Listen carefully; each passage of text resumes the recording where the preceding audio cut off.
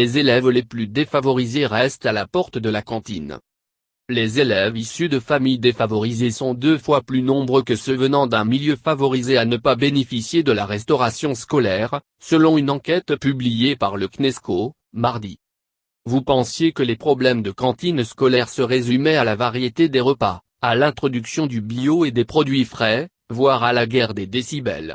Celui que soulève, dans une enquête publiée mardi 3 octobre, le Conseil national d'évaluation du système scolaire, CNESCO, et tout autre, la restauration scolaire est le miroir, sinon l'un des facteurs, d'une école marquée par les inégalités.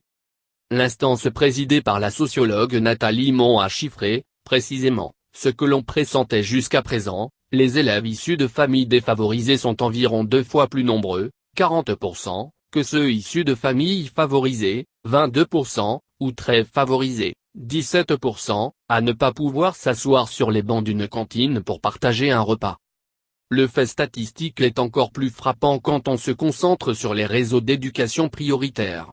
Dans les établissements du second degré concernés, les 2 tiers des élèves issus de milieux défavorisés ne bénéficient pas de la restauration scolaire.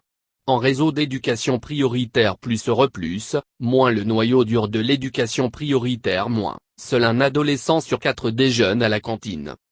L'enquête n'a porté que sur les établissements du second degré. Sur un échantillon de 800 collèges et lycées, 869 réponses exploitables ont été retenues. Concentration en classe et prévention de l'obésité.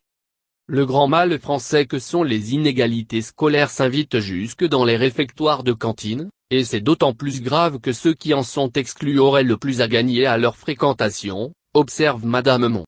Le rôle d'une cantine scolaire de qualité est, selon la présidente du CNESCO, aujourd'hui reconnu tant sur la concentration en classe que dans la prévention de certaines maladies, comme l'obésité, ou le développement des temps de socialisation. Ces dernières décennies, pourtant, la restauration scolaire a accompli de réels progrès. Plus de 9 établissements sur 10 proposent leur propre service de restauration scolaire, et seulement 30% des collégiens n'y sont pas inscrits, contre quasi la moitié il y a 20 ans, 45%. Cette situation est, semble-t-il, particulière à la France, pays attaché au slow food quand d'autres préfèrent la lunchbox.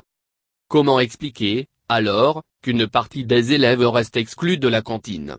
Le CNESCO répond au conditionnel, promettant de pousser la recherche dans le cadre d'investigations plus larges sur le bien-être à l'école.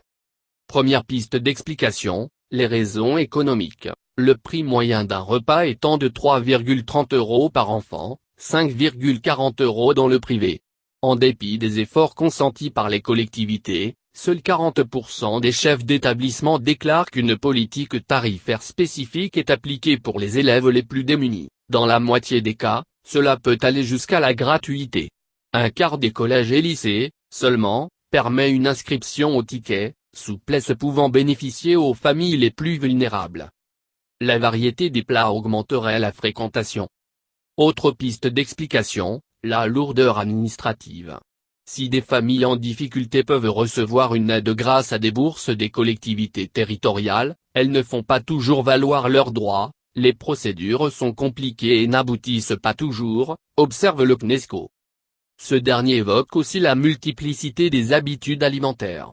Si presque 2 tiers des collèges et lycées sondés proposent au moins 2 plats principaux au choix, un repas végétarien n'est proposé que dans 17% des établissements interrogés quand un élève ne consomme ni viande ni poisson.